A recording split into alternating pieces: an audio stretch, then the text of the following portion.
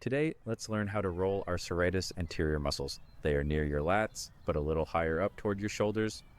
Bring your foam roller perpendicular to your body and reach your arm out over it, then rotate your back so you're getting toward the outside of your lats. Roll back and forth slowly, putting as much body weight as feels comfortable as you roll up and down your side.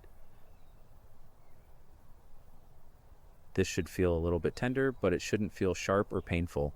You can support yourself to reduce how much of your weight is on the roller in order to control intensity. See what it looks like on the other side. You can see how your chest is going to rotate up a little.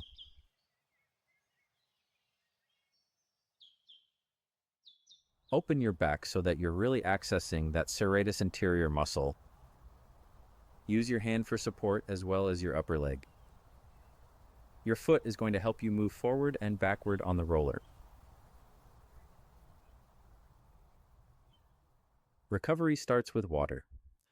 The hydration calculator at 321strong.com tells you exactly how much based on your training load.